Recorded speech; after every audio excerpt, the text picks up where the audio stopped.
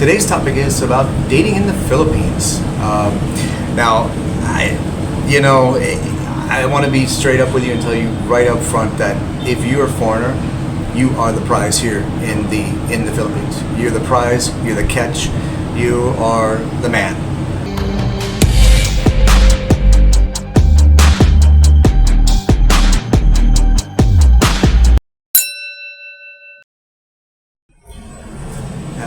Hello, everybody. Welcome back to my channel. Thank you so much for being here. Welcome to all my new subscribers and the old subscribers as well.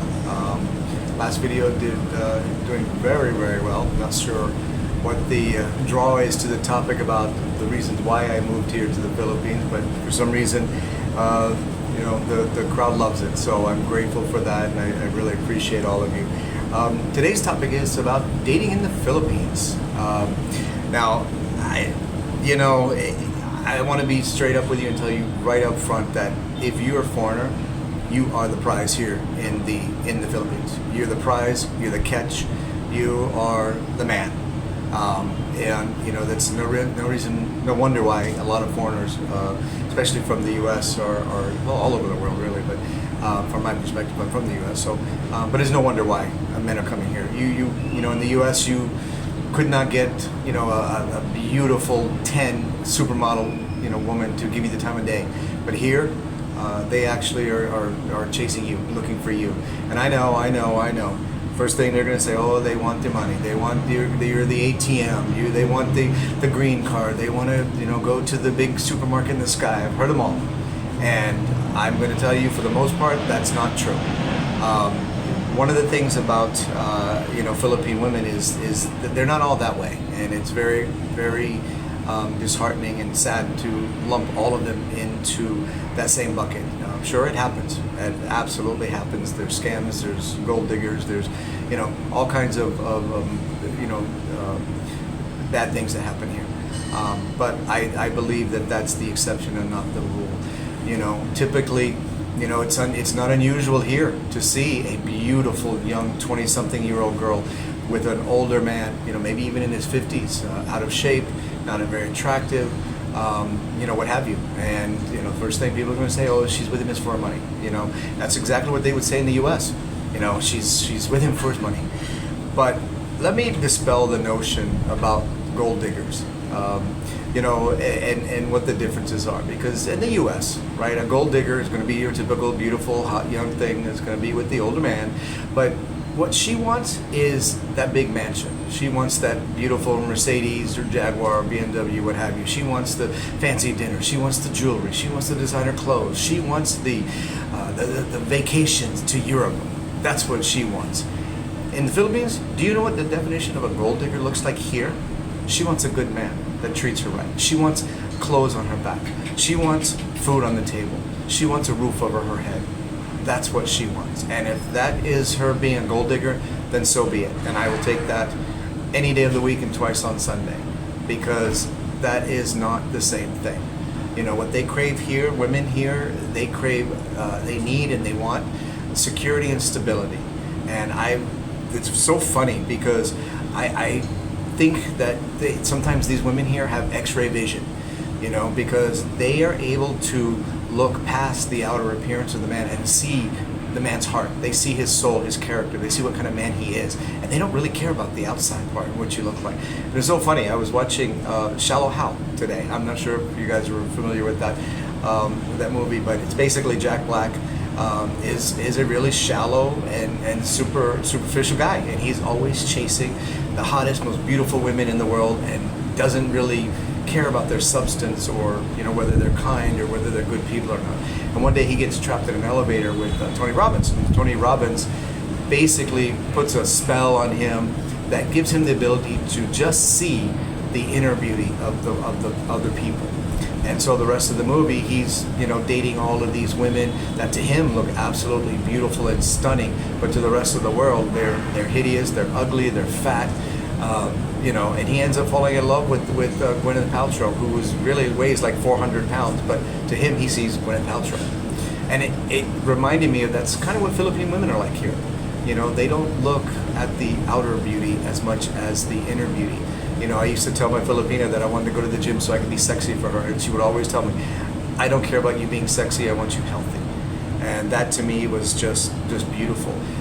They crave, they want family. They want a good man that treats them right, that will love them and take care of them, and they want a family. They want to be the family unit here in the Philippines is the center of the universe for them. It's not about work. It's not about making millions of dollars. It's not about building your corporate business. Of course, some people have that, but the overall theme here in the Philippines is not. It's about the family. So. And it's so funny because, I would have never thought about dating an 18 or 19-year-old woman here, but, it's really different because when you talk to them, they are so mature. They've got a good head on their shoulders, and they have their priorities, what they want in life. Some want to go to school, some want to get a job, but for the most part, they want to meet a good man, they want to be in a serious relationship, they want to settle down, they want to get married, and they want to have a family.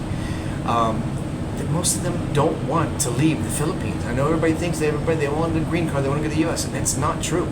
Most of them do not want to leave here. They love their country. They love their families, and they don't want to move 10,000 miles away across the other side of the world and leave their family, leave their culture, leave the only home they've ever known. And it's something very unique and very, very different. But contrary, to the 18-year-old women in the U.S., they're not thinking about that. Yes, some are, looking at going to college and things like that. But even at college, it's all about partying, having fun, being away from home for the first time in your life. They are not thinking about getting married and settling down. And it's just a really different thing. So some words of advice if you are, if you're thinking about coming to the Philippines, or maybe you're on a dating site or something like that, and you're talking to your Filipina, some things you want to ask. Obviously, you want to get to know her. You want to know her background. You want to know about her family. You want to ask about her parents and her siblings, things like that. But you really want to ask, has she been married? Because there's no divorce here in the Philippines, and a lot of women are what they call separated, and that means that they were married here in the Philippines, and they could have been without their partner for 10, 12 years, and it doesn't matter. They may have no idea where their ex-spouse is. It doesn't matter. They cannot get married again. They've got to go through the long, arduous process of getting an annulment, which is very expensive and could take years, and at the end of the day, they could still be denied. So you really want to ask that.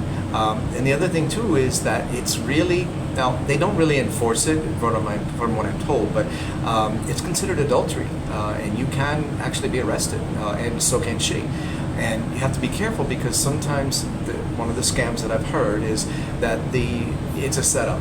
The ex-husband, will have the wife, make nice with a foreigner, and then they try to extort him for money, threaten to have him deported, threaten to have him, go to jail or what have you.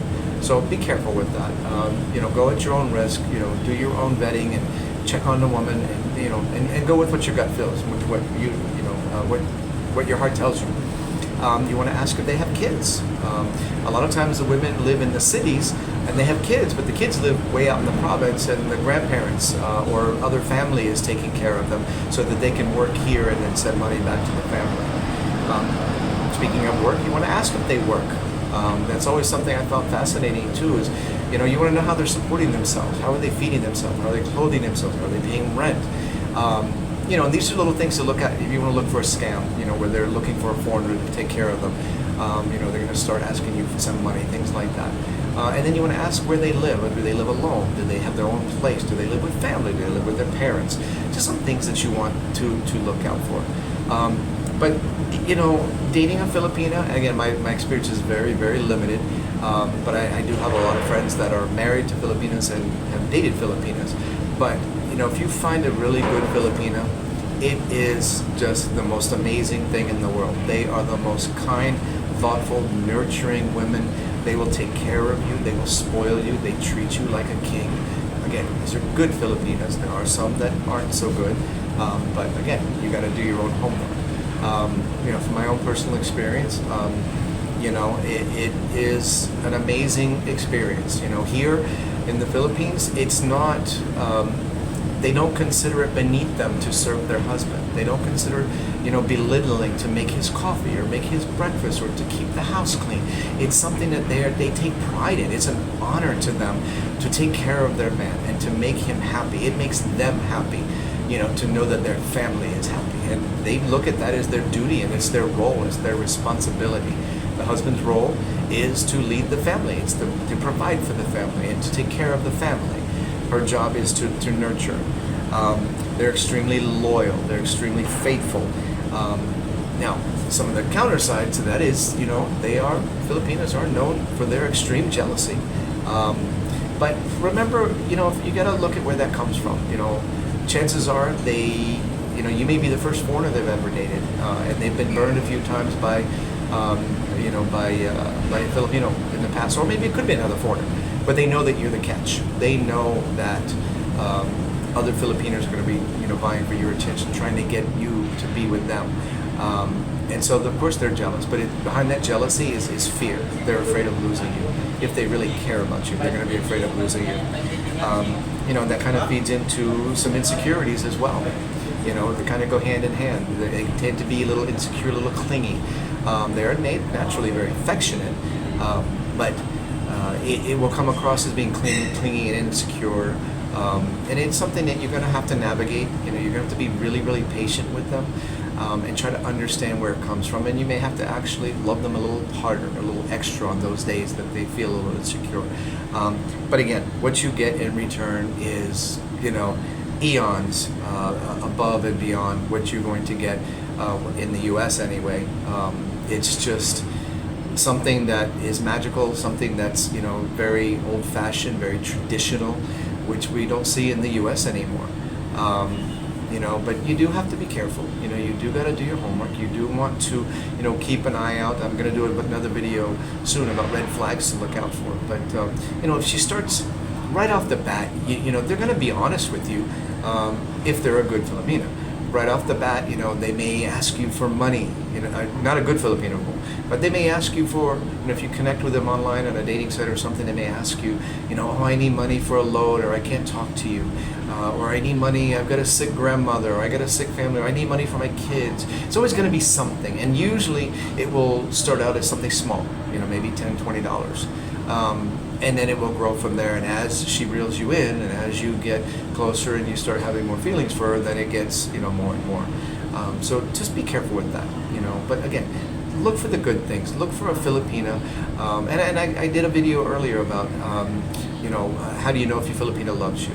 If you're talking to her, a good Filipina is going to message you in the morning, good morning. She's going to ask how your day was. She's going to ask if you've had breakfast. And this, again, it's a long distance, obviously.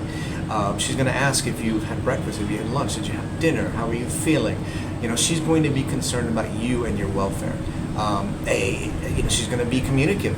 You're going to hear from her. She's not going to, you're not going to go days without hearing from her. If you do have those things, then you might want to reconsider. Those are red flags to look out for.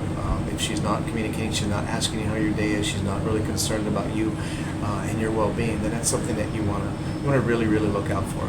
So anyway, that's it for today. I just want to do a quick video on what it's like dating here in the Philippines. It's absolutely amazing. It really is very, they're homebodies, for the most part. They would rather stay at home watching, TV and cooking together as a family, or just you and her, instead of going out partying and dancing, again, for the most part. Especially if you're in a relationship. Single girls may be a little different. They may be out.